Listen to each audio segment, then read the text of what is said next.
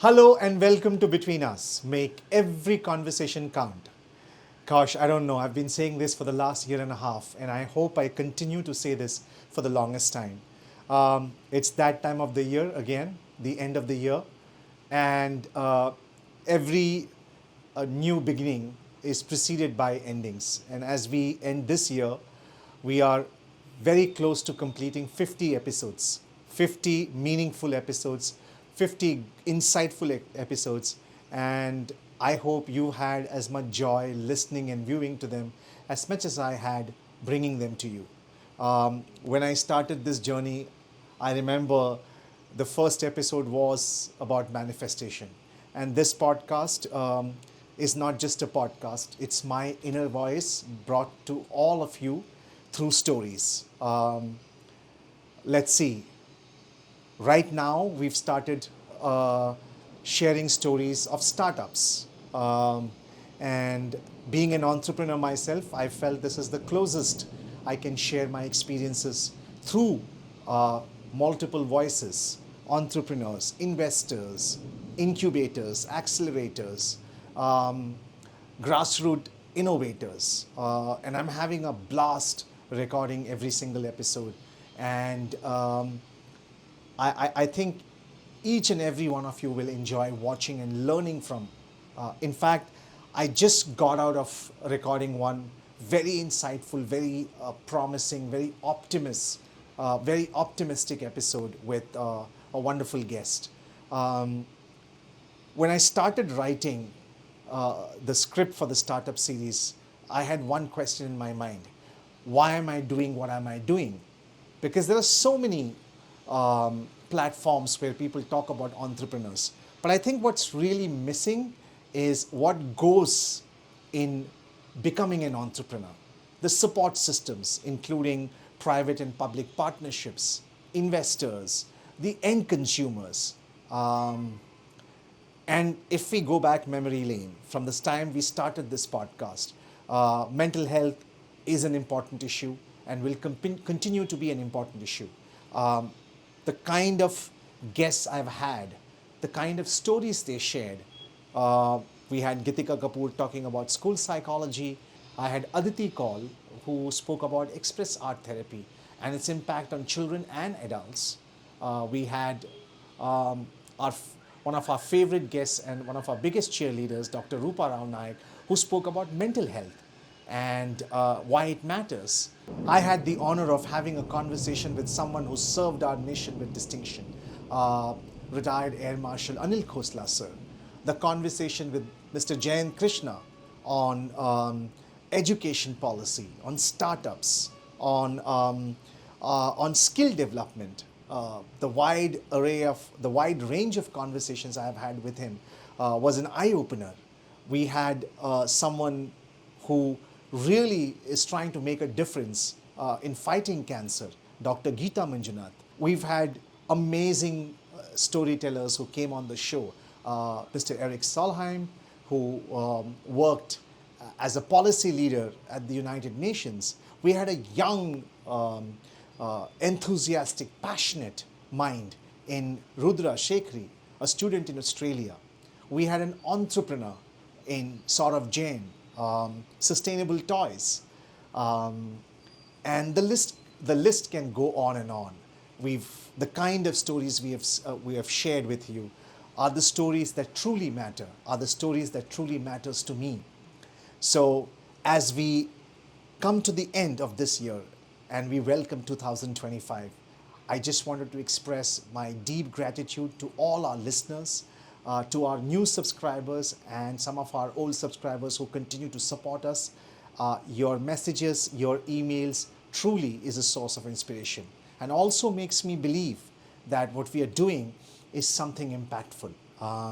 As we welcome the new year, you will see Between Us in a new form, in a new set from Noida. As you all know, that I've relocated from Mumbai to Noida, and I cannot wait to experience the city. And yes, as you can see behind me, this is a rainy, cold winter day in Noida, and I'm looking forward to taking our podcast to Uttarakhand, to Prayagraj, up to the mountains. We are going to be going live to places where our storytellers are, and not just from behind the mic within the studio. So, yeah, enough said. I just wanted to thank once again each and every one of you. Here's wishing everybody a healthy, happy, prosperous new year. May 2025 be the year where you get to know the why better, the why of what you do in life, how you lead your life. And yeah, as always, stay safe, stay happy, and stay healthy. Silver lining. Whenever a cloud appears in the blue, remember somewhere the sun is shining. Let us begin by talking about the three aspects of manifestation: gratitude, asking for it, and working towards it. Just like anything else in life, the process of manifestation begins simply by being grateful for what we already have. We must understand and remind ourselves that this is already ours, and now we will work towards it. The first step of showing gratification is having total faith in the process. As we work towards our goal, we may question if manifestation would actually work. We might get discouraged, frustrated. If we are sitting in a struggle and wondering when things are going to happen, we aren't actually trusting the process. When we question manifestation, we tell the universe to prove that manifestation isn't actually working. Manifestation is also about faith. It's a process of finding ourselves, a calling from within us, the self-speaking of our heart's desires to ourselves. To manifest, we have to trust the process. Whenever we find ourselves doubting, we must say to ourselves, I'm getting closer and closer to my goals every day. The universe has my back, and it's awesome. Repeat this phrase every single time until you begin believing it. So acceptance is an essential part of this process. All manifestations are twofold. Self-doubt is the opposing force working here against our goals and dreams. Sometimes we are stepping out of our house and we need to reach a certain place, and we step out of the house, we'll never find a cab. But if you really don't think about it and you just decide that I have to go to this meeting, I have attended the meeting and the meeting has gone well, believe me, 99% of the time, you will find the cab, you will reach on time, you will have a great meeting. So this is something which comes from the core. So the biggest stumbling block towards manifestation is self-doubt. In today's episode, we'll discuss a topic highly relevant to modern times, across individual values, social norms, and even institutional structures. I'll be talking about the Gen Z, especially the Gen Z workforce. I'd like to put some light on the current scenario of workplace values and how we got here. The current scenario is a fresh workforce that is drastically different from its predecessors in terms of what they have to offer, what their expectations are, and what code of conduct they abide by. You know, people from different generations tend to have distinct views on the world of work. Gen Z employees in particular might not share the same mindset as baby boomers, Gen X, or even the millennial counterparts. As Gen Z employees enter and advance through the workforce, it's critical for business leadership to understand this generation's experiences and motivations. Gen Z will continue to challenge the status quo and command more of a voice and impact in the workplace. I think it's imperative that the leadership recognizes this group of workforce, and it'll take a collective effort from the leadership to do so. I believe the leaders who fail to harness the power of this workforce are placing their organizations at a distinct disadvantage.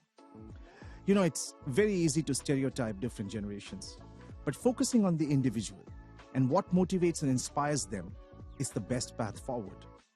Knowing that Gen Z workers are motivated by feeling valued, contributing, and making changes where it matters, I think the leadership should tie efforts to impact, reinforce their appreciation, and consider small investments in development to keep the team moving forward.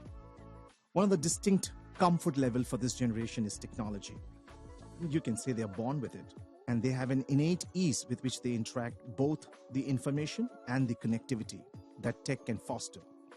They view the world as a place that is equally accessible, and they bring big new ideas. Leadership needs to have curiosity and openness to learning from this workforce, just as they will learn from the current leadership.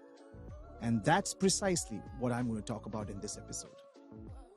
So the first question we need to ask is, So that's interesting because we are talking about awareness from a perspective of how it has transformed the lives of recipients.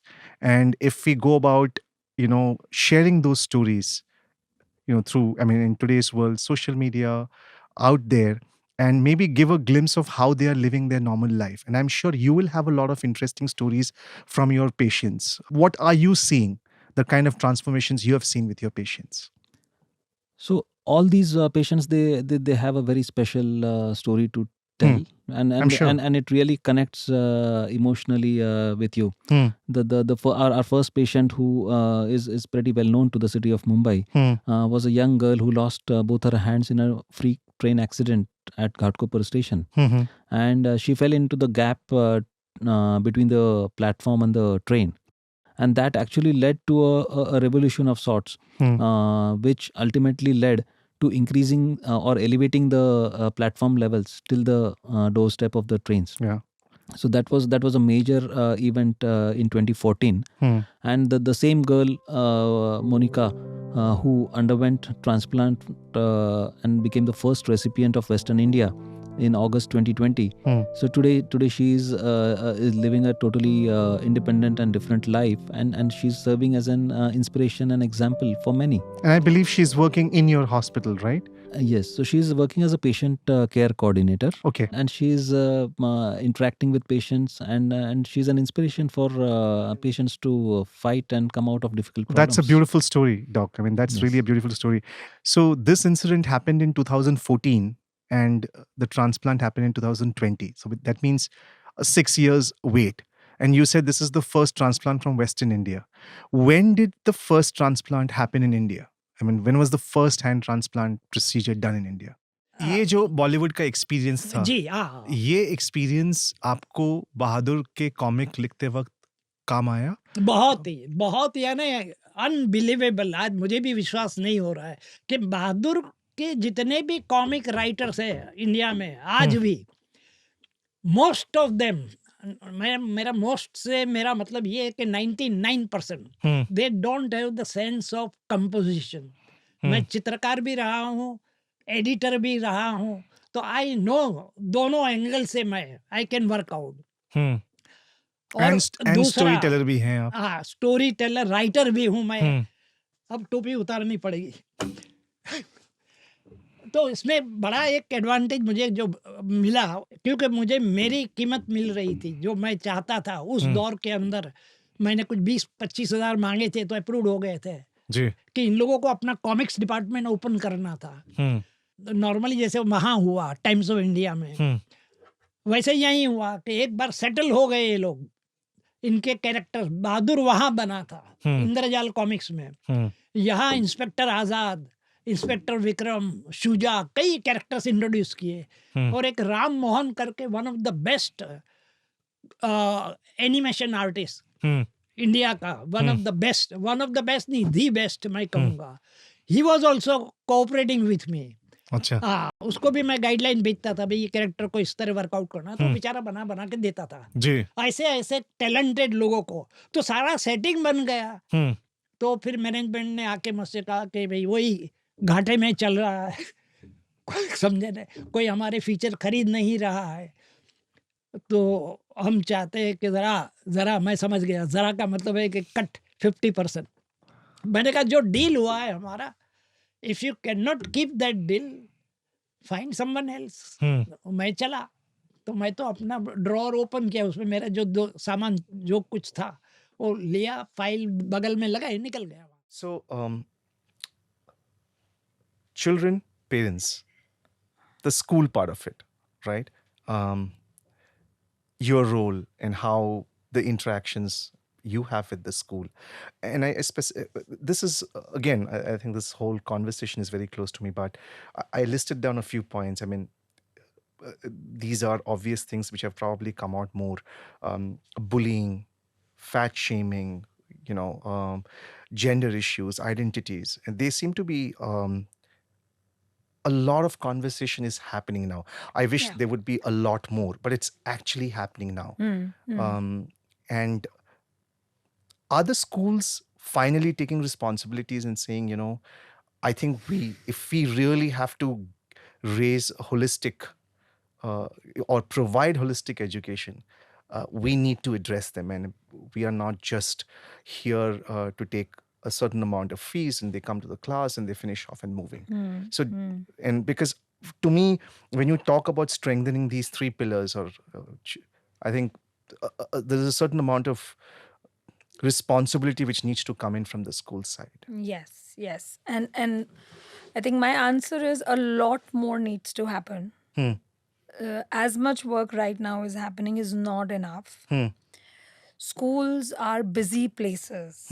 Teachers are overloaded with work. In fact, when I see a lot of teachers operating in the system, they are so exhausted just going through the academic teaching and the responsibilities that they are doing, that the person of the teacher is not seen in the system so much. And when the teacher does not feel at ease, at peace, it is almost a given for me that she cannot offer that to a student.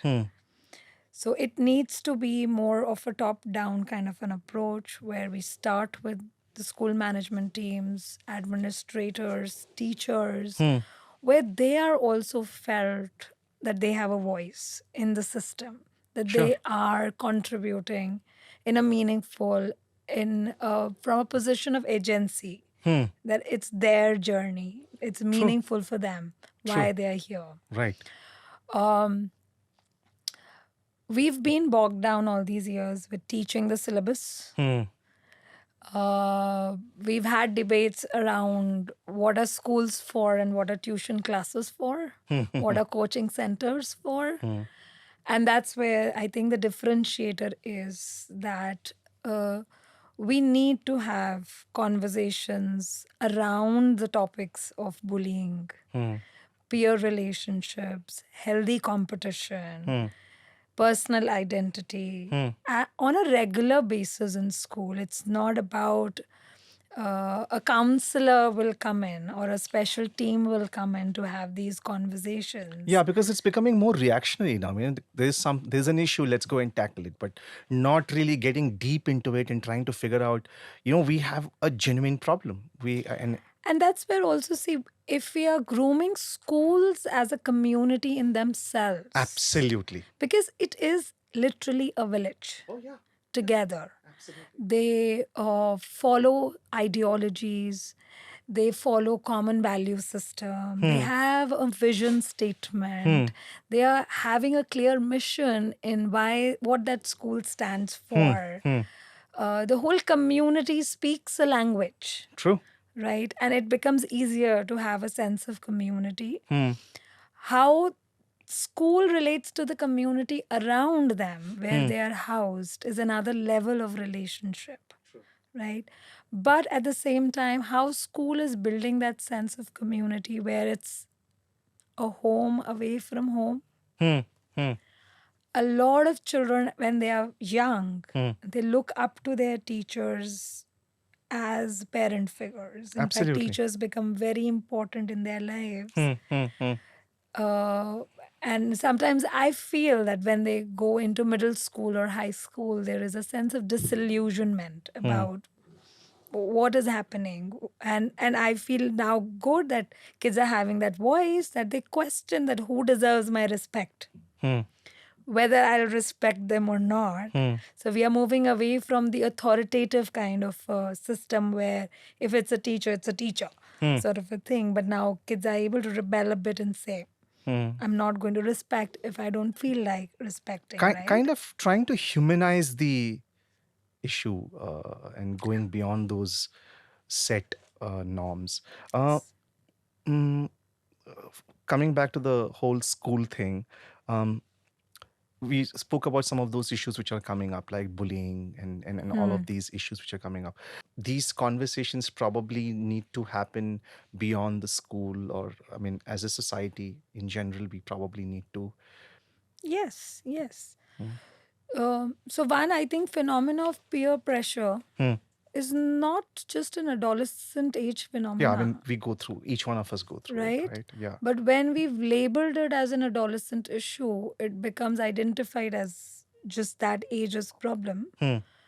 And similarly, human interactions. I mean, we see the similar dynamics across the age groups.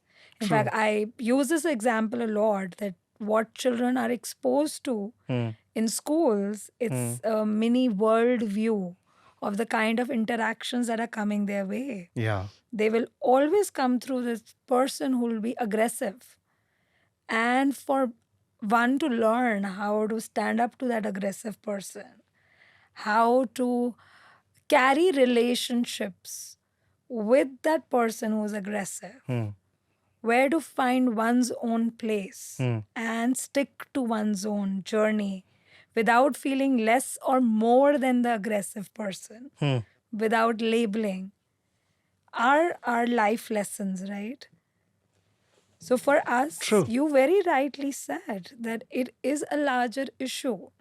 When we start focusing on our journeys and relationships, no matter where we are, and we start giving them words. So one of the commonest thing we say is, you name it to tame it. You name it to tame it. So, yes, if something is not right, it needs to be corrected, but there is a way to do it. You can't inflict traumas. You can't raise your hand on children.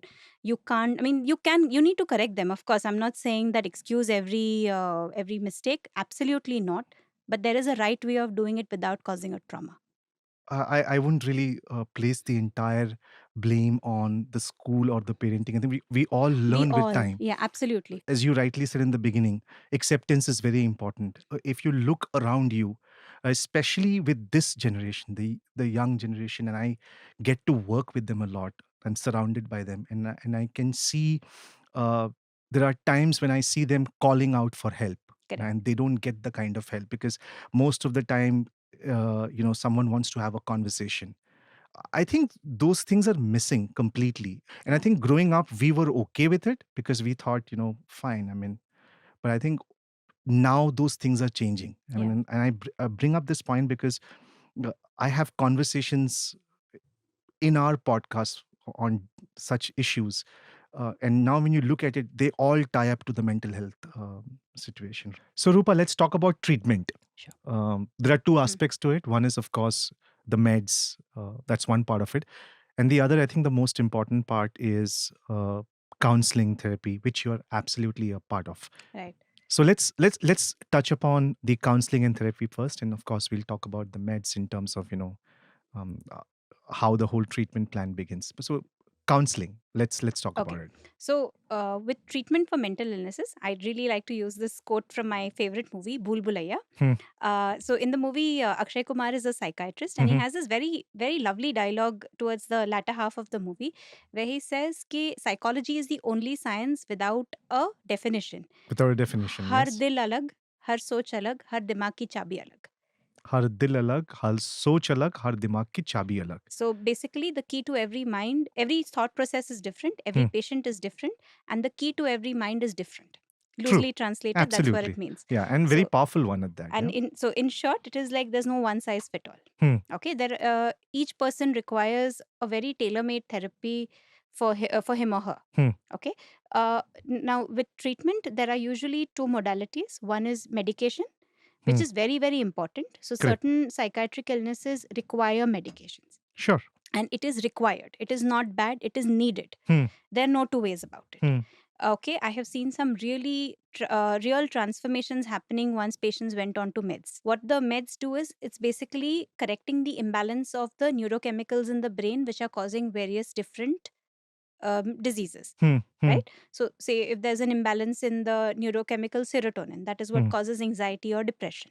So, correcting that with medication stabilize the serotonin level. Now, once they are stable, like once medications have stabilized their medical condition, that is when we initiate therapy, or that is the right time to initiate therapy. Because medicines bring a level of stability and a patient can see things for what they are. When someone is depressed, when someone is anxious, when someone is not in their senses, you can't see things for what they are. You can't get clarity. It's like looking at your reflection in a pond of moving water. What the medicines do is it stabilizes the water surface, so you can see your reflection more clearly. That is the role of meds. Once there is stability, that's where therapies are introduced. Now, therapies are of various different kinds.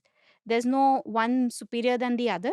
Some work better for some people. Depending, I mean, again, it has to be tailor-made depending on what is suited to the patient. For some people, like maybe a more cognitive approach is better. Okay, so for them, they have this therapies like CBT, cognitive behavior therapy. Okay, some people just need to talk. So for them, person-centered therapy might be a good option. Some need their emotions to be dealt with. So there is a rational emotive behavior therapy. Some people require hypnotherapy. Some people require maybe EMDR or a whole bunch of other therapies. Right? So again, it is tailor-made, or it depends on what a person needs. There's no one therapy which is more superior than the other. There is a place for all these therapies in treatment. Okay. You said the meds bring in balance, Absolutely. and then you have this. Correct. But before you initiate the treatment, let's say you have a patient coming in and you realize that there's a my niece did in a group that I don't want to really go.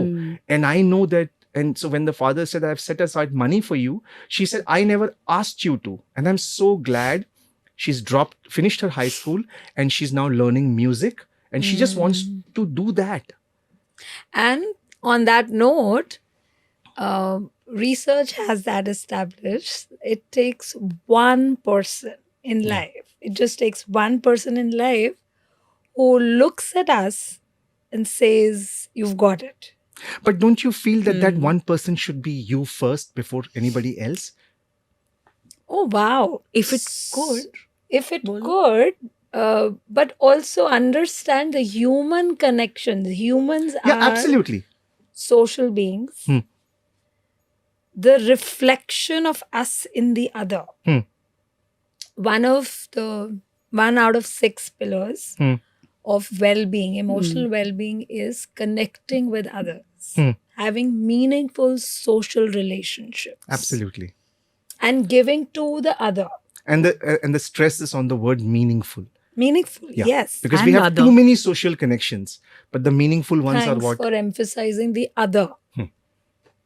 What the other does to each human being. So what makes my existence more meaningful is the people around me and the way I relate to them, and then how they relate back to me. Yes. That ongoing, Aditi used the word dance earlier. That ongoing dance is what makes life flavorful Right. for us to carry. Okay. On that note, when you said people who you can connect with, but for you to be able to know that these are the kind of people I am able to connect with, I need to know a certain amount of me, right? And I guess coming to you, art is a form of expression, and which is what I believe you are into or focused on. Yes. So can you, if you can share something about that? So there's a lot, but I think I'm going to stay on this track and kind of loop art in there. But it's circular. You can't remove self first, other first. There's no hierarchy. There's no otherwise. And I tell my clients this sometimes, that we would potentially be born on isolated islands in silos somewhere if we were to have this all figured out by ourselves. I think what art does or brings us back to is what we were as children, right? Which was what? When you start off, how do you move? how do you talk, how do you communicate frustration, anxiety, fear. It's done through the body, it's done through sensation, it's done through voice. And suddenly as we grow, it gets taken away. Yeah. Or we start altering that. It's also done through silence, absolute silence, right? Whatever that mode of communication might be. Now, art comes in to bring us back to that in a sense, right? If I talk about, because you mentioned adults, is that you give another voice for somebody to be able to dialogue with the self beyond conscious awareness. As we grow, we become extremely verbal. Absolutely. So I can say, what have you gone through? 1, 2, 3, 4, 5, 6, 7, right? I can be very articulate about my struggles, my traumas, whatever, if I've thought them through.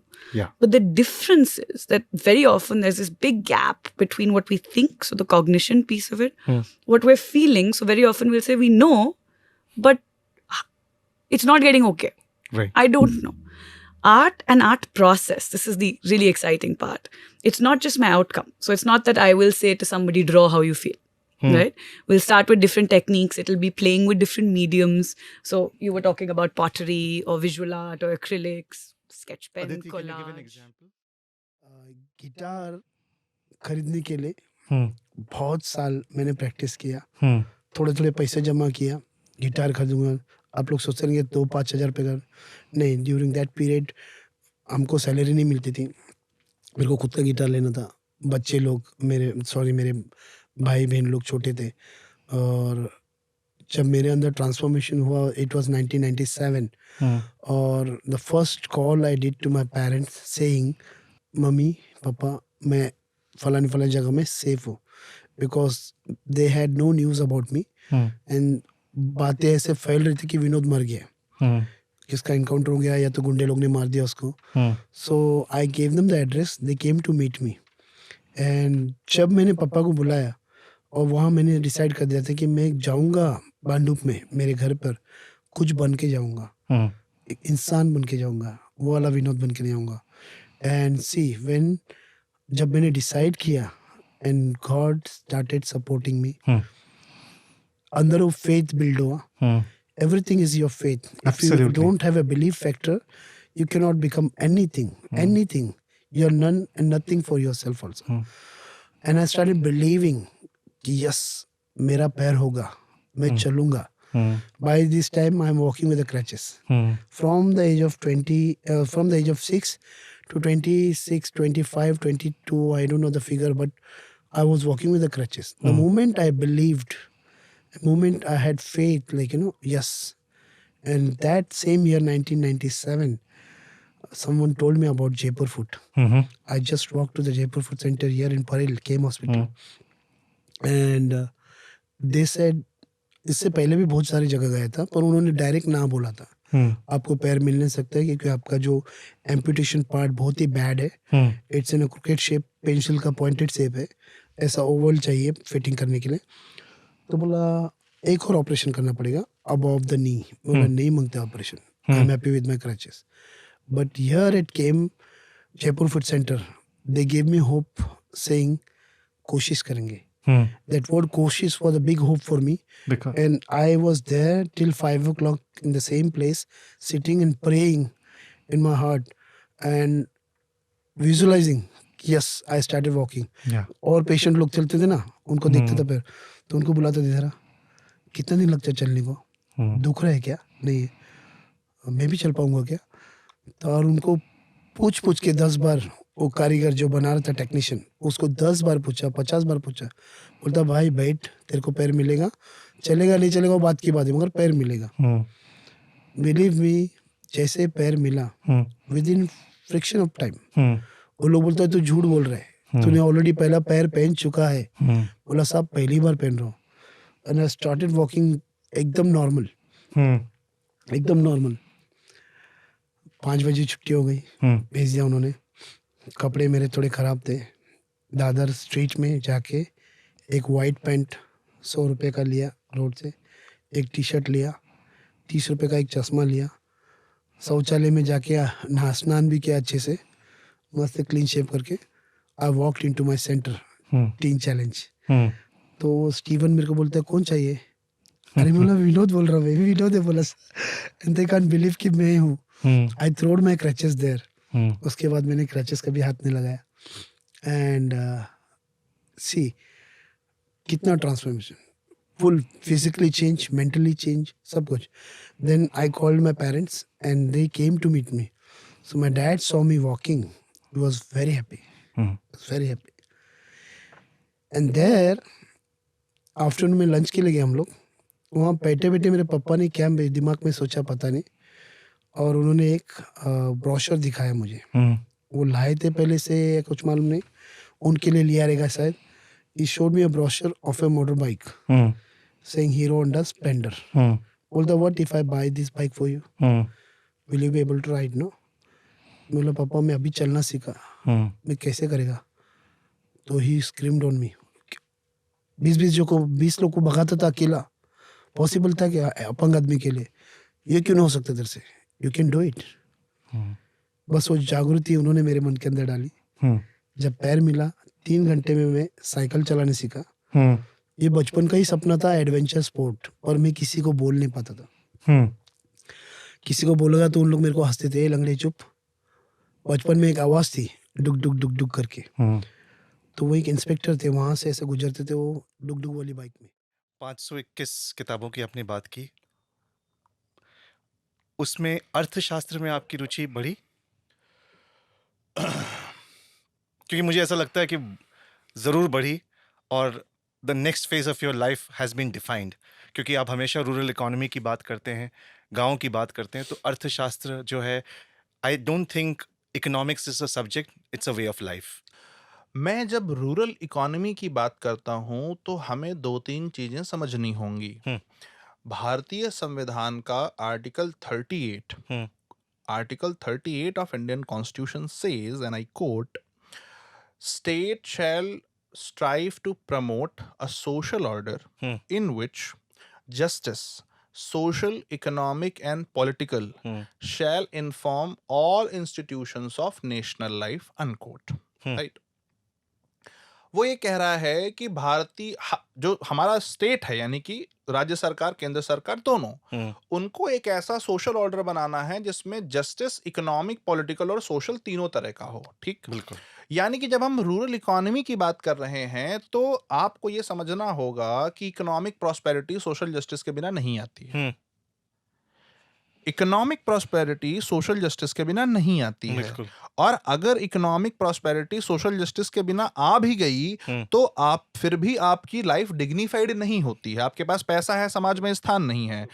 अब social justice और economic prosperity बिना political justice के, या बिना political representation के, या बिना political capital के संभव नहीं है। मतलब आप किसी देश में अगर सिटीजन नहीं है, वोटिंग राइट नहीं है, तो कोई भी बंदा आप पर काम क्यों करेगा? यानी कि political justice, economic justice, social justice तीनों इंटरट्विन्ड हैं। राइट? अब चाणक्य की सबसे बेहतरीन बात क्या है?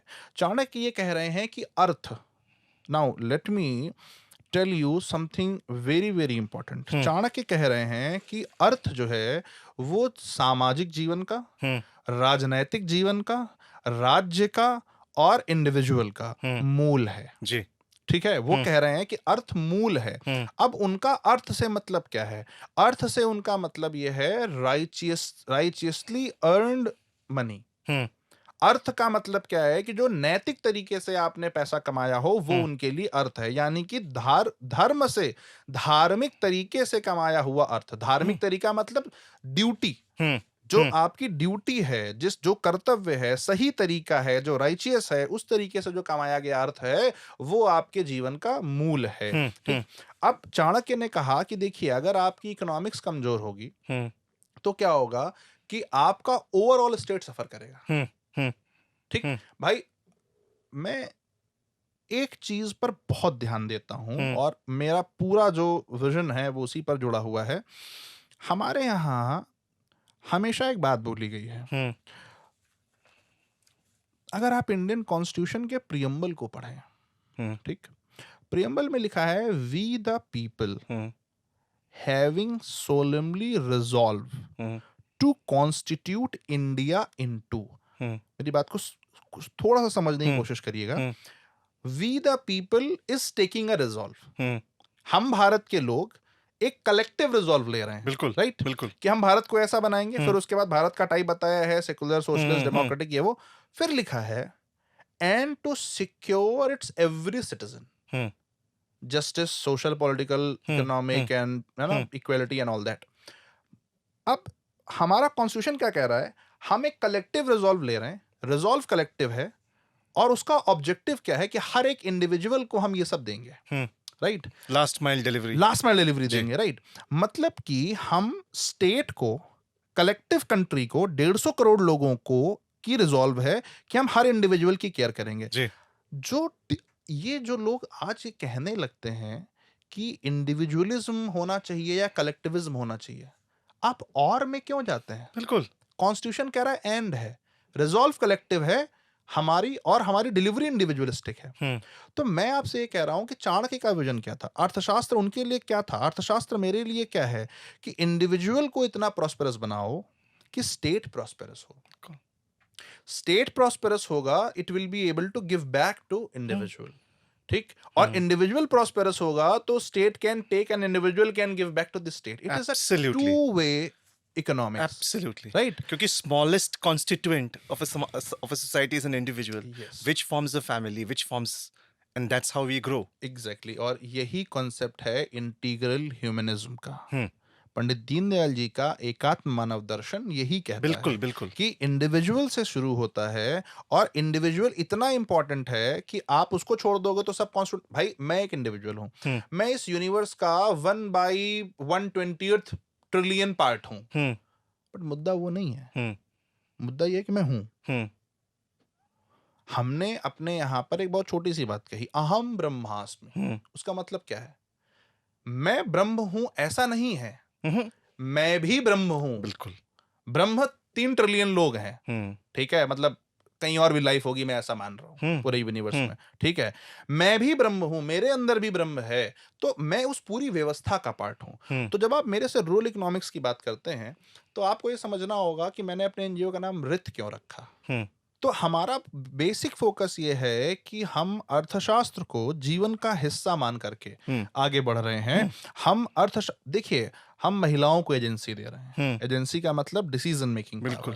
हम जो हमारे ग्रामीण युवा हैं उनको ये पावर दे रहे हैं कि आपको बाहर ना जाना पड़े, आप यहीं पर समृद्ध रहें। उससे क्या होगा, हमारे गांव का कल्चर, गांव की सभ्यता वहीं बनी रहेगी। गांव वीरान नहीं होंगे, गांव खत्म नहीं होंगे। आज जिस युग में हम जी रहे हैं वहां हमारे गांव खत्म होते जा रहे हैं। आप कितनी भी बात कर लीजिए, आप सोशल चेंज की बात करिए, आप पॉलिटिकल रिप्रेजेंटेशन की बात करिए, लेकिन अगर अर्थ नहीं है तो वहां क्यों रुकेगा? If he is not able to provide for his children, their education, their health, why he will stay in villages, right? So my basic thing is that we have to ensure that they have all of these things there, and in order to do that we must ensure that rural economy is strong. Economy is not something that we can plan and do in isolation. Economy has, adhere to the realities of the society.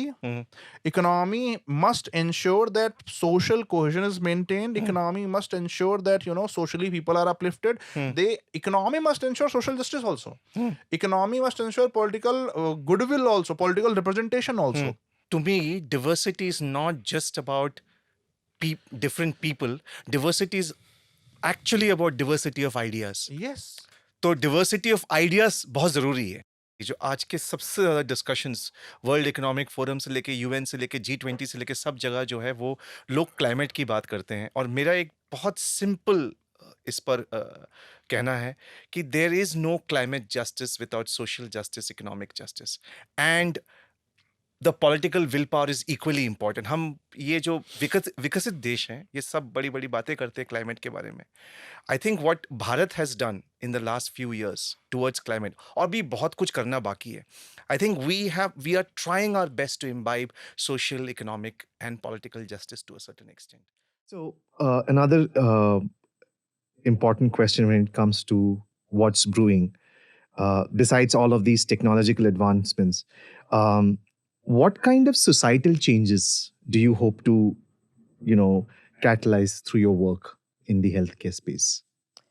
I think, when I started and I wanted to give a talk on this, they would ask me what's the title, say using machine learning for breast cancer detection. By the time it appeared in the agenda, breast disappeared. using machine learning for cancer detection. So because there was a taboo word, that using that word itself was a taboo word. And so I just said, you can talk about your hand and leg, why not breast? So I used to do this sort of, more and more. I used to purposely use that word more and show the images, thermal images and so on. Because I think if a part of the body can take away your life, why are we hesitating to use or talk about it? This is something, and I think we come a long way now. These kind of things don't happen. Even yesterday, I was in a government hospital. Said they have come to discuss women health. I said, okay, fine, chalo, it's still there, right? So, but it's okay. So I think some people are comfortable, especially younger kids are happy to sort of go on Instagram and talk about the test they took, and spread this. And I'm very hopeful about what this young crowd can do in spreading awareness about the right, awareness issues that people were facing so far. So that's just a mindset change, about this whole concept of women health. Is another thing that I'm seeing, and I'm seeing that to change. Do you feel that these mindset changes are happening because of technology, or do you feel that I feel so partially because technology allows you to connect people from across the globe?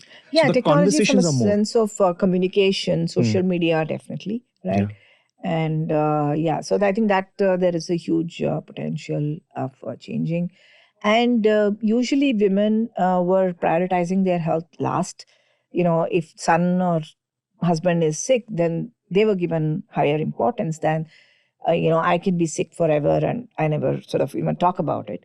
Now I'm seeing that a little bit changing because, again, there's awareness, there's social media, people are on social media as well. So they are able to express the need for their own any issues they're talking about it and so on. Something that is becoming more and more, we are seeing more so in urban, yet to hit the rural parts. So this, I think, is important change that, as you said, technology, social media is making a huge difference. And we want to see more and more about people taking their health in their hands, True. So those... I think what I really see is because I am really fortunate to work with a very young team. I mean, young, both from an age perspective and also from the way they think and look at things. And I think they're not shy. They don't shy away from discussing their personal and mental wellness.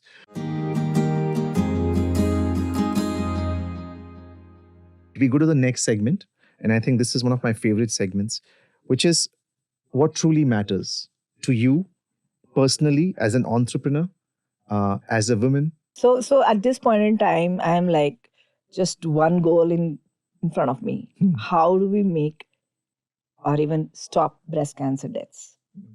So that kind of a thing. That's your single-minded goal. Single-minded goal. And for that, whatever it takes, right? If you detect early, I know you can save so many people. How do we ensure that all of them benefit from this? So that's a sort of a huge single-minded goal. Having said that, there are many of these side effects when I'm going full on, despite several challenges, right? I'm not from a medical field originally, right? But last 7 years, I only read medical books and cancer books, right? But how does one, when podcasts like this or panel discussions where they say, okay, here is a problem and you're trying to attack this problem, go full on with full confidence. So how can others do this? So when we share the story, if it inspires a bunch of young girls, young entrepreneurs to do the same, they feel like there's some kind of a model that they can follow. Definitely, I'm happy to share my story in these forums. So that's sort of in more like, if it's going to help more such problems to be solved, why not? So because I feel, I use this word, people say hard work. Definitely, if you start loving work, then it's no more hard. It's part of your life.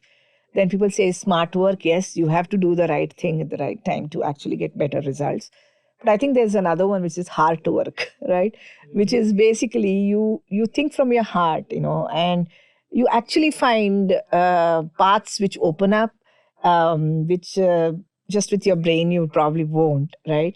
And with that, you actually can innovate to the end user whom we are targeting, like the compassion, the empathy, we can build into the product itself because you are now talking to that person. You want to save that person's life. And for that, technology is one aspect of it. But there's so many other things that we want to weave in, right? So you can look at it like a holistic solution and going and doing things which your head says, don't talk to the doctor. Doctor is not going to, it's okay. They are also human. I'm going to explain to them why this is important, right? Because it was very hard to get even the first few doctors to start recommending this. And now it's different. We have made a difference to almost 2 lakh women. And now they look at the number and say, yes, yes, yes, right? So I think it's really every person has a heart, be it your customer, talk to their heart, right? Then you can actually move even big, big boulders, right? So many of these I learned, and these stories, if it inspires more, why not? And from women in STEM perspective, I have seen a huge difference. I have sat in a class of 120 people, a single lady in the class, those kind of things, and boardrooms, definitely single person. In all of these cases, I just told myself, forget your gender. I mean, it's very hard otherwise. You start, oh, I'm a lady, I shouldn't be talking. It's not, it's going to be less efficient. You are not going to do your 100%. For this to also, this kind of mindset to change also, I feel that men should also come forward and support. I mean, it's never a one-way approach. Absolutely. Do you see changes happening, Geetha? Definitely. I think it's a passion. That's what I said. Yes. It's very addictive. More you fly, more you want to fly. Very, very addictive. I also believe at the end of the day, while you are flying solo, it's the Air Force. There's a lot of camaraderie around because it's at the end of the day, we are all a team. Some experiences of your peers, your seniors, and how did that help you evolve into who you became over time? Yeah, Santosh, you touched a very, very, very, very important aspect of Air Force and flying, and mainly fighter flying. Not only fighter, all sort of flying. The camaraderie and team spirit. It's very, very important in defense services, especially so in Air Force and flying, but all services. The reason is very simple and straightforward. When you're in combat, your life doesn't depend on you. Your life depends on your wingman. He is watching your back. Okay. His life depends on you and your life depends on. If that is the case, if your life is depending on the other person, what sort of bonding would you like to have? Absolutely. The trust. That bonding. So that is very, very important. So team is very, very important in this thing. And that is what, when I cover these things with the younger generation now, this is one of the points I emphasize on team. Team spirit, team building. And in the squadron is like a family actually. Right. Okay. It's like a family. We look after each other. We, drink together, we eat together, we socialize together, we live together, we laugh together, we share our sorrows, we share our happiness. And straight away, if you come to know, like you can make out, he's your friend and he's something is bothering him. Right. Obviously, you're a mental support to him. Right. You find out, okay, bro, what is happening? What is bothering you? And maybe keep him off flying for some time, help him out. So it's like a family. Yeah? Right. It's like a very, very close-knit family. And team spirit is very, very important. So on that note, there's something which I think especially after COVID, it has come to the limelight, which is a focus a lot on mental health, mental wellness. In those days when you started off, and I, whatever little I know of is you hear stories of PTSD, you hear stories of mental challenges, and you also hear that not enough is being done for the veterans who actually come back. As you were growing and in the force and as you were evolving, you would have had, your peers, or even for that matter, even you, when there came a point where you would say, this is not happening, I need to take that break. Were you able to take that break, or how did you come out of it? Yeah, absolutely. The 2-3 aspects to it. Again, I know you're touching really very, very important aspects of service life and Air Force in particular. So mental health is very, very important. And the saying in the Air Force is, especially for the pilots, never carry your worries to the cockpit. Yes.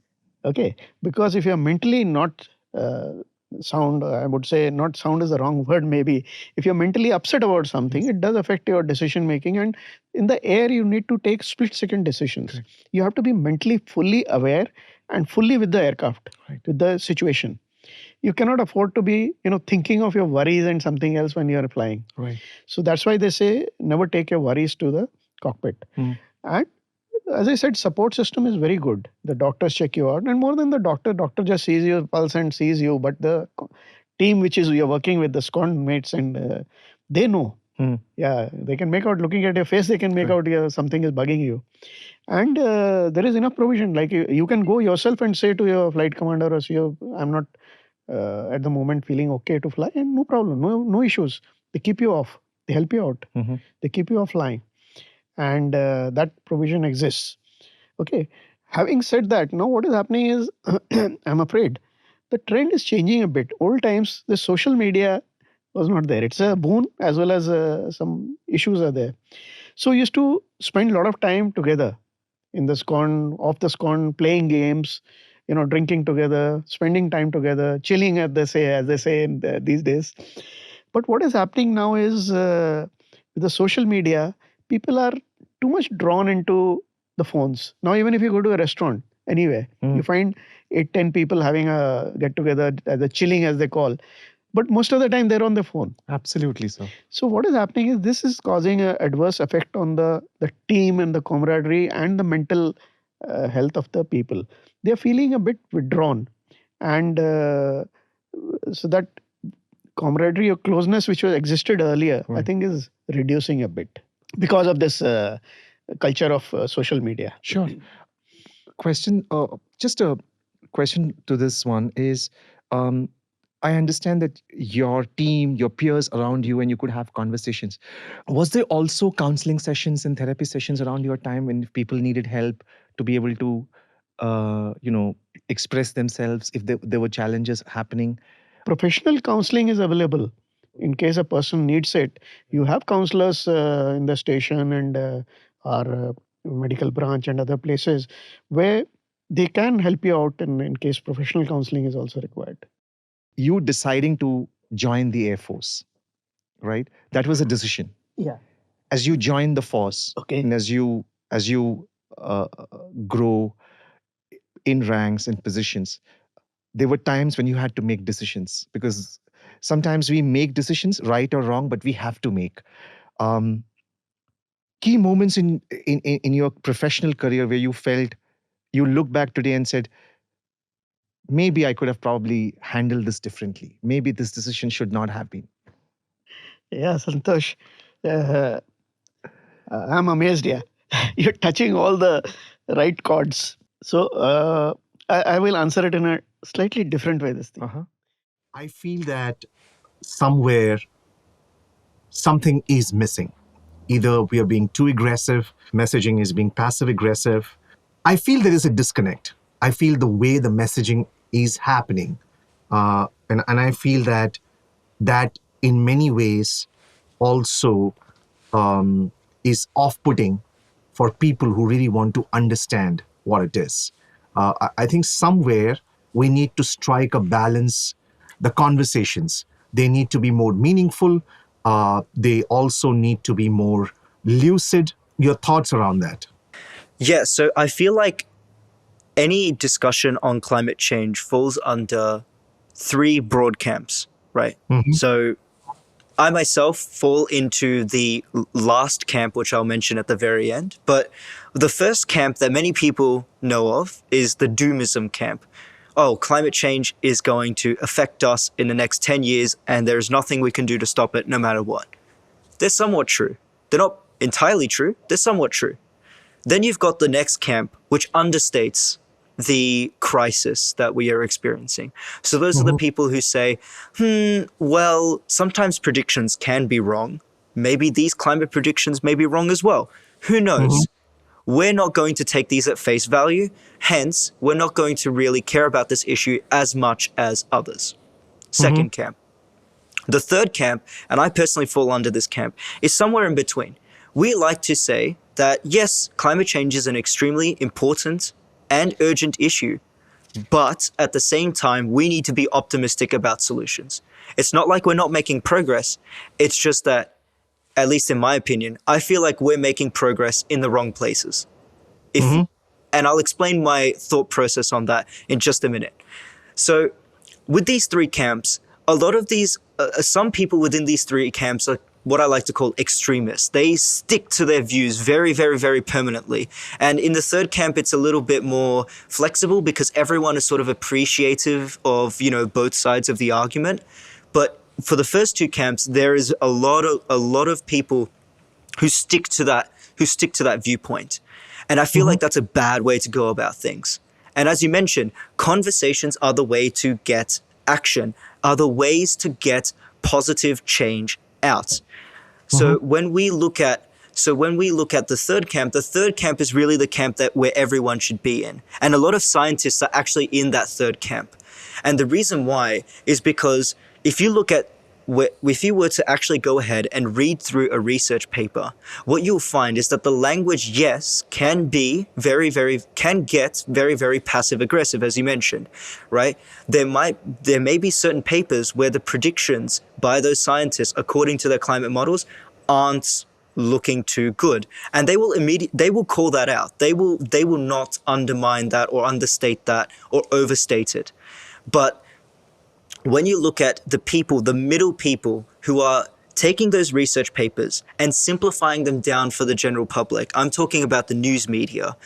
What you often find is that the news media either have to choose two polar opposites. They either have to choose climate change is going to change the world and it's going to cause all this harm and it's total doom and everything, or maybe we shouldn't really look at climate change as big of an issue. You see how the news media takes this opinion, or, well, not necessarily an opinion, but a viewpoint made in a scientific research paper based on the results provided, and opinionates it into these two polar opposites, into these first two camps.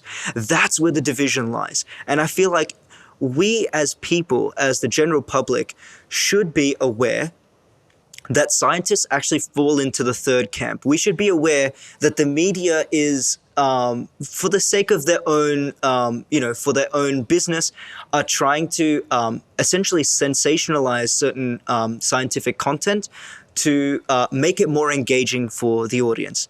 And to be fair, that is partially true and it's partially understandable as well. Because as scientific communicators, our job is to make science engaging for others, for the general public. But we cannot make it engaging unless we sensationalize a little bit of what is being said in those papers. That is often why you find that clickbait in scientific communication is such a big issue. And I feel like podcasts, number one, certain news media outlets that are willing to be honest and are willing to actually provide sources, or three directly from the research paper, those three sources of information are generally speaking very, very, very typically unbiased. And they tend to fall into that third camp when it comes to climate conversation or conversation for any matter on any topic. I feel like when people think about climate change, they immediately think about the politics of it. And that's not a good way to think about a scientific issue. Remember, climate change is inherently scientific. The research that we're doing is inherently scientific. It's just that the issue has become so politicized and so polarized that we've reached a stage where no one on both extremes is willing to talk to each other on it. And I feel like all of us need to really think about, is climate change really as bad as people say it is? Yes, for the most part. If you read what the paper states, yes, it is fairly bad as of right now. But does that mean that there are no solutions? No. There are absolutely plenty of solutions, and we'll get to those later if you decide to.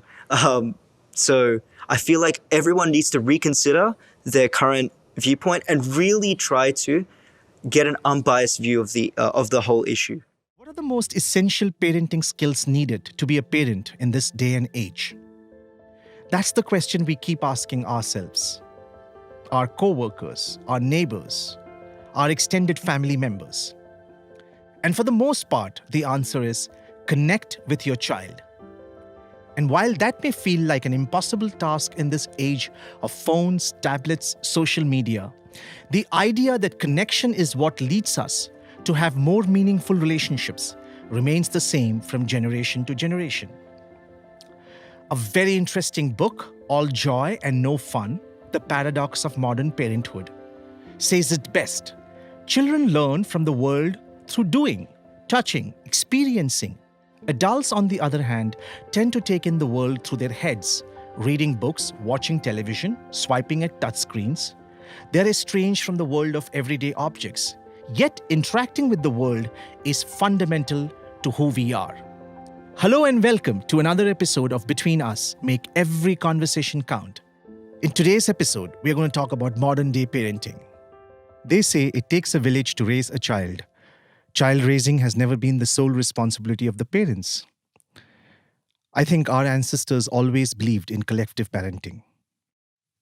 Some times ago, family meant the grandparents, mother, father, and children living under the same roof. And gradually, the nuclear family consisting of parents and their children became the norm in many countries. Although the joint family system continues to exist in many parts of India, many children, especially in the urban areas, are growing up in the nuclear family units. This means a typical household is no longer a joint family with a large support system. In fact, the community at large has become less involved in helping parents raise their children. Moreover, today we have different types of families. It's not uncommon for a child to be raised in a single mother setup, single father setup, or same-sex parent households. The world at large is also grappling with changing gender roles. Traditional gender norms are being broken as fathers are becoming more involved in parenting and mothers are working harder, managing office and home. With so many changes happening, how can parents and children thrive? So remember, we have to always remind ourselves that we are partners and not just parents. Both the father and mother have to work harmoniously to raise their children. The first step is to identify the parenting philosophies that you and your spouse believe in. These principles could be related to co-sleeping, breastfeeding, discipline, or even schooling. Discuss these parenting strategies and create rules together so that both parents are on the same page. When you disagree on certain issues, talk it out and find a solution based on your shared values and beliefs. In short, each parent may walk differently, but what's important is to walk in the same direction. And the fact is, although your extended family may not be staying with you under the same roof, never hesitate to seek help from family members when it's required. Also, reach out to other parents or friends or online parenting communities. The fact is that the busy lives have put families under pressure. The cost of modernization is a packed daily routine. Most parents go through their days with minimal time for relaxation, leisure, or even sleep. Not just that, mothers and fathers are juggling jobs and household chores, and of course, parenting. There are added social pressures such as get-togethers, parties, birthdays that must not be missed, and caring, of course, for the aging parents. Just a generation ago, spending time together, doing nothing, was considered normal and healthy. But today, it is considered highly unproductive. Every member of the family is expected to utilize their time well, engaged in some activity or the other. In addition, children are being raised with urgency to accomplish goals and not waste time. Expecting children to excel in everything from academics to sports and hobbies can be traumatizing for them. School, homework, extracurricular activities, and screens may overstimulate your children, leaving them physically and emotionally exhausted. Under so much of pressure to perform from a young age, it's not surprising that some children think, I'm not good enough. So, amidst such pressures, it's natural for parents and children alike to feel overwhelmed and overburdened.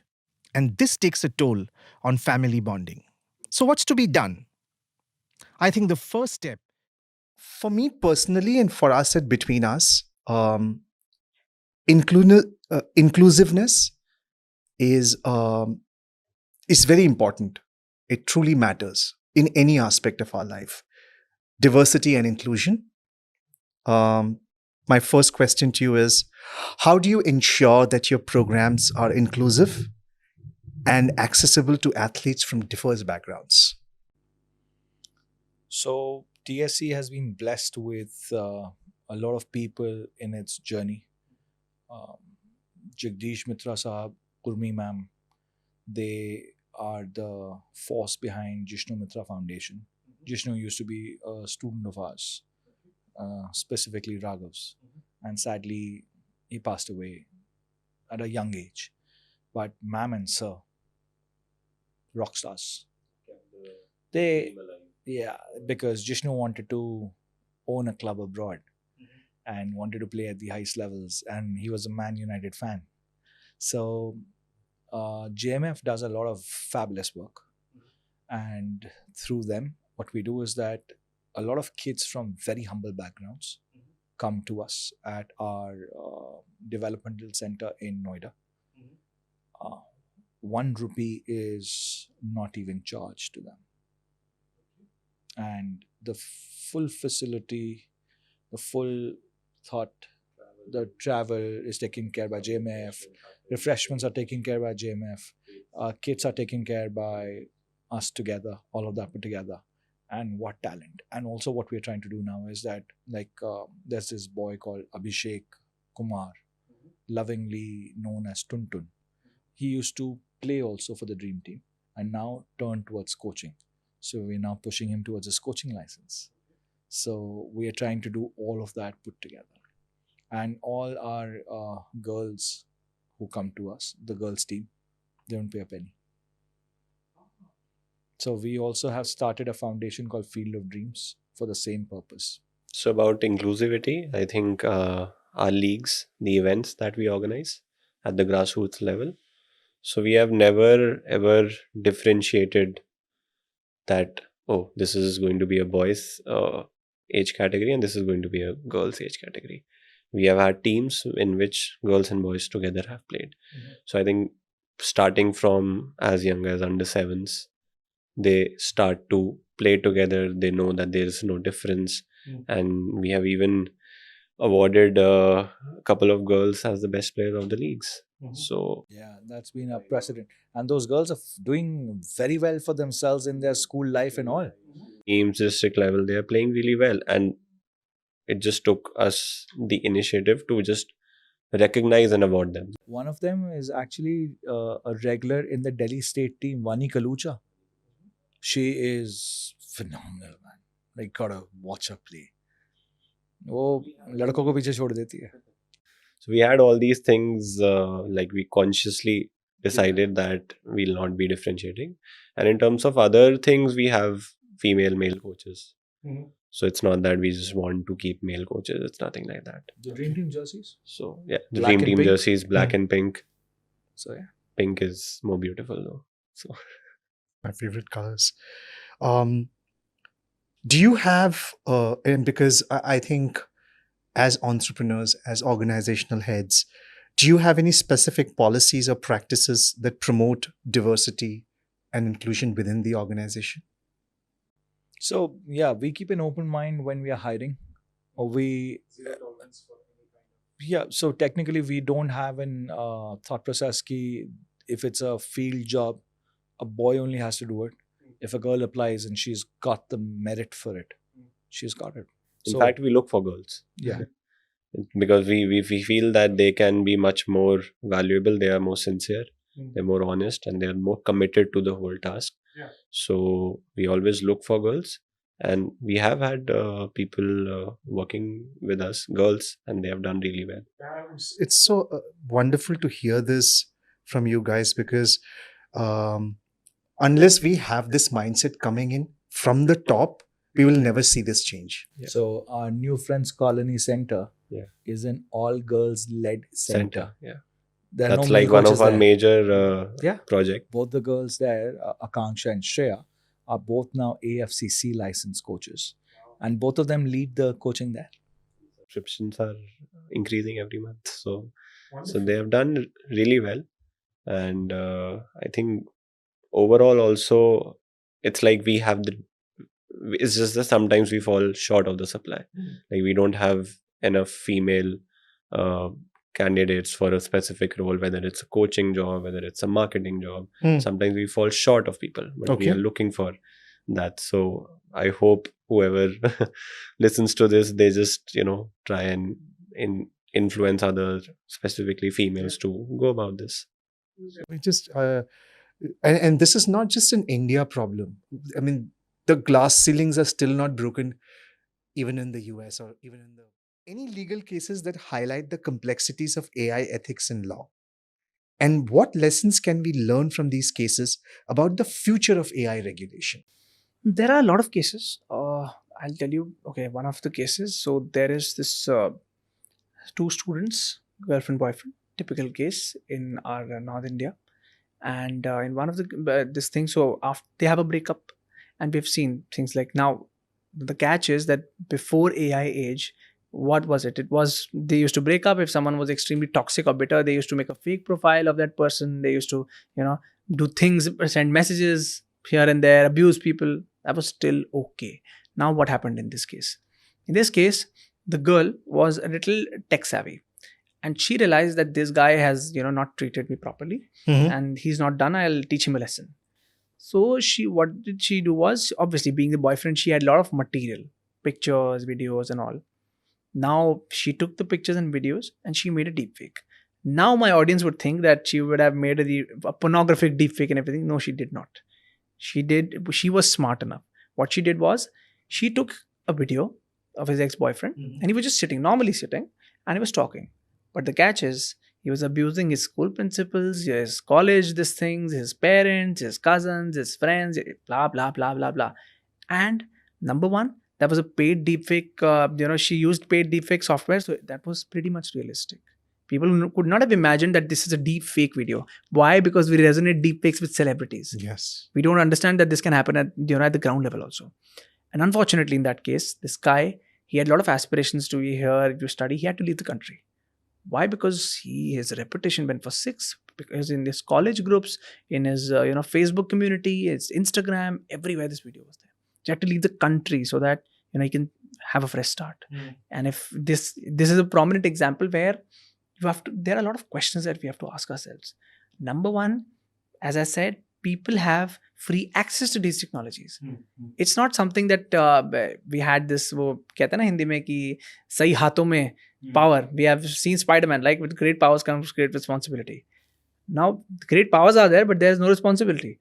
Or accountability for that. Yeah, no accountability. No laws are not there. But even if I say, let's say, if I have a magic wand, I can bring excellent laws within a day. For example, there is a huge difference between getting a law and executing it. And in execution also, it requires a lot of mindset shift as well. Today we are seeing people, if I talk about the ground level, Jamtara, you've all heard about Jamtara, right? Cybercrime village. It became an inspiration for all other villages, right? What is the core reason why today, people in those villages are opting for cybercrime? Two core reasons. Number one, they see quick money. Number two, which is an even bigger reason, they don't understand and they're not able to differentiate what's right, what's wrong. They don't think cybercrime is wrong. They don't think if you interact with them, they are very much oblivious to that fact, and they are like, I have interacted with them out of curiosity, and they are like, sir हम phone use करते हैं, दूसरा भी phone use करता है, हमने तो बस झूठ बोला, रियल लाइफ में झूठ बोलने के तो कोई सज़ा नहीं थी, हमने ऑनलाइन झूठ बोल के क्या बुरा कर दिया. And that was a huge moment for me, realizing the fact that this is how, education plays a pivotal role. If you're not educated, things can go haywire. Impact on employment, right? We talk about job displacement. How do we ethically address the potential for job displacement caused by AI and automation? Well, in fact, I would like to, I have a conflict with this question. Why? Because I understand this is the most famous question with respect to AI. Will it take jobs? How many jobs? This and that. But my question is, why are we concentrating on it? Okay, this might sound a bit controversial. Okay, boss, this is a very important question.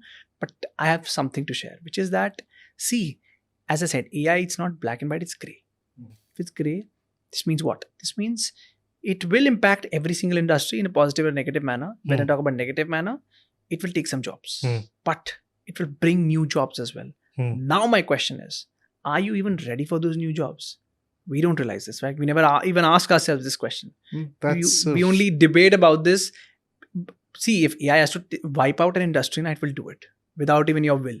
It will wipe out.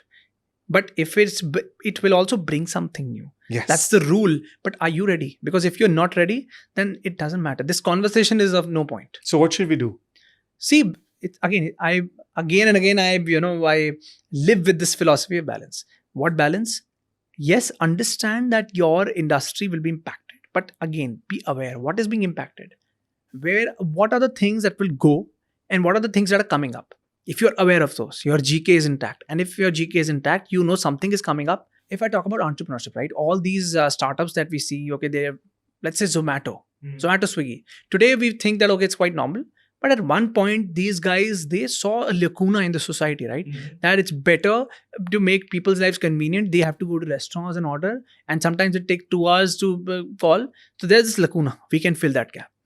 How was this possible? Because they did their market research properly. Right. If you are able to do your research, how is AI impacting your industry, sooner or later, you will start to identify patterns which are between the lines. That's where magic happens. What policies or frameworks can support workers transitioning to new roles in an AI-driven economy? Number one is for sure, capacity building programs are a must because a lot of industries, they are not acquainted with AI. Again, because mindset is that we are not from the tech industry, we should not know what is AI. I mean, some time back, I was talking to this gentleman who's in the construction space. And there, he was quite acquainted with technologies like 3D printing and stuff. But in majority, people are not bothered in that industry. But the fact of the matter is, why? Because they are not exposed to it. If capacity building programs are there, you are getting exposed, at least you start to think in that direction. Number one. Number two, start, I personally feel, irrespective of whatever work you're doing, as an entrepreneur, you should challenge your team to actually think in that direction. Yes. How can you use this new technology? But again, maintaining certain ethical standards, because it's our tendency to rely upon these technologies completely, which is also bad. Again, that balance things comes up. True. How can you use AI to create new job opportunities? On the education itself, how would you examine the impact of technology, especially on education delivery, access, and strategies for leveraging digital tools for inclusive learning?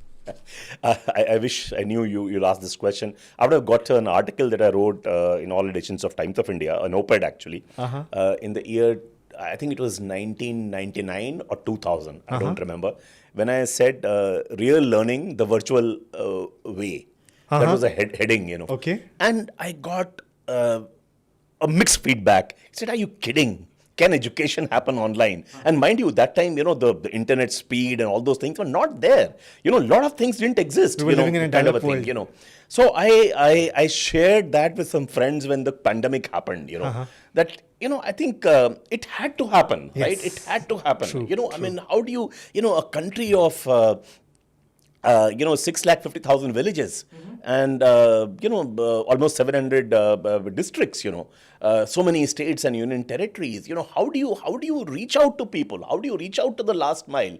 You have to leverage technology, right?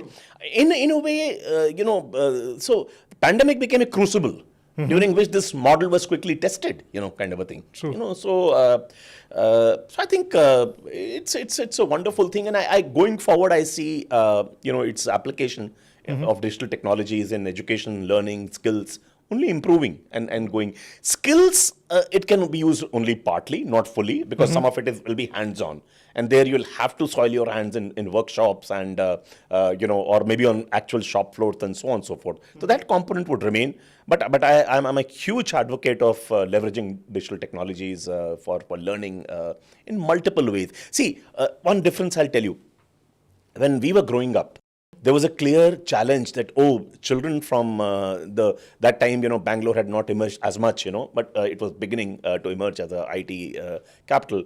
But the four old metros, the Delhi, Bombay, Calcutta, Madras, there was a distinct advantage of children growing up there, kind of a thing. Sure. Because of the kind of teachers, the kind of schools, the kind of learning opportunities were surely much better than that. But today, this online education leveraging digital technologies has ensured that these technologies have become a great leveler, right? See, now that the difference in opportunities, not just metros and mini metros, but metros, tier 2 cities, tier 3 towns, has narrowed quite a lot, And if you look at, today's India, anything you look at industry, you look at cricket, you look at, the Bollywood, most of it is actually a tier 2 or tier 3 city story. Absolutely. I'll be living in a fool's paradise if I think that all national heroes and national achievers come only from the metros. Absolutely. I mean,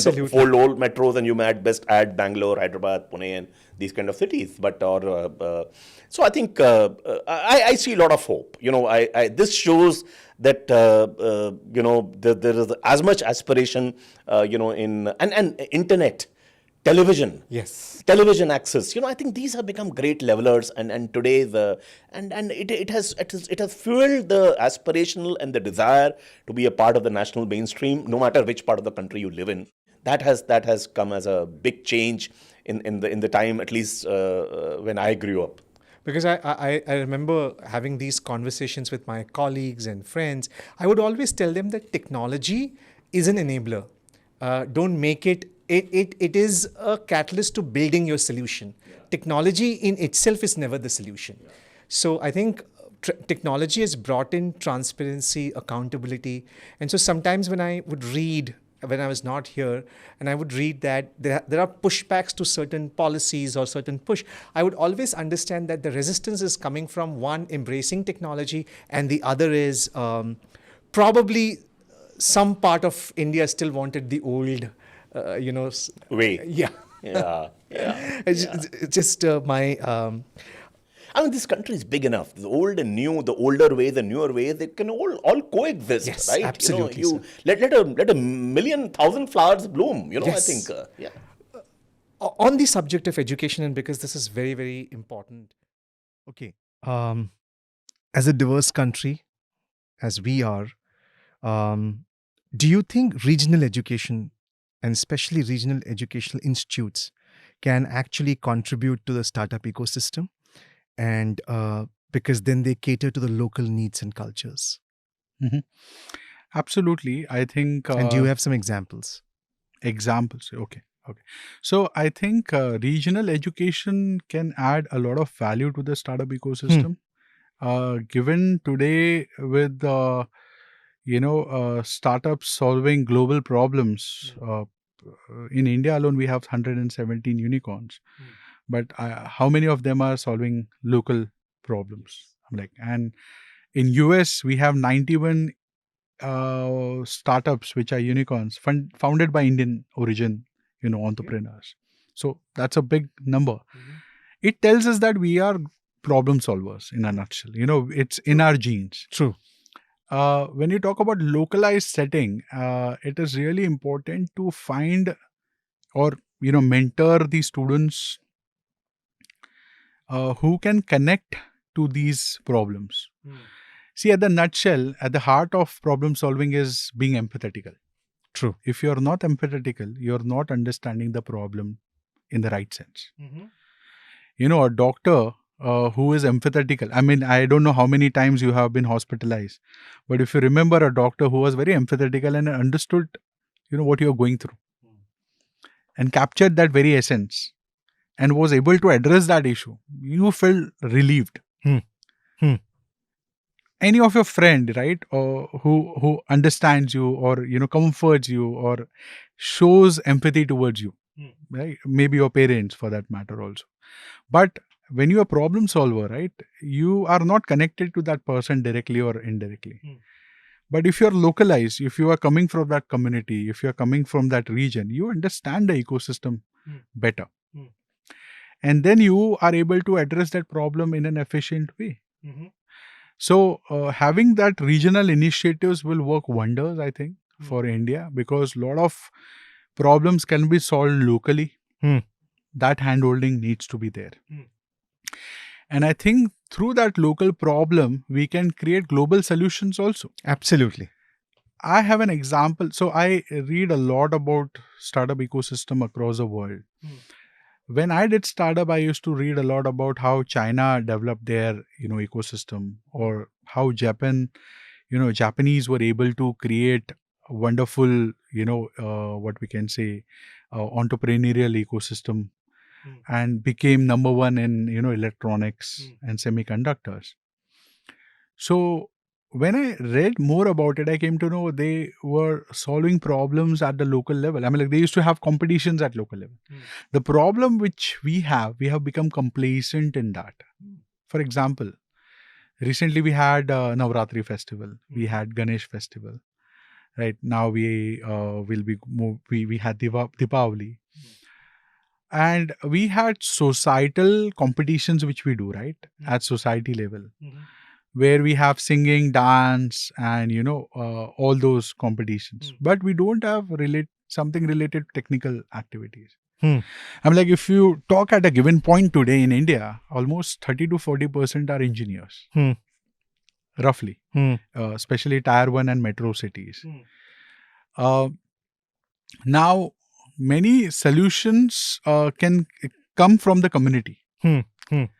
That was a thought process in Japan. I mean, like, they used to give problem statements for small robotic competitions, and they used to come up with new solutions, and that got pivoted, in multiple, ideas and, patents and, new solutions, which captured larger ecosystem. They created that. So I think we need to go beyond having these simple competitions, also add the flavor of tech and problem solving within those community events and activities.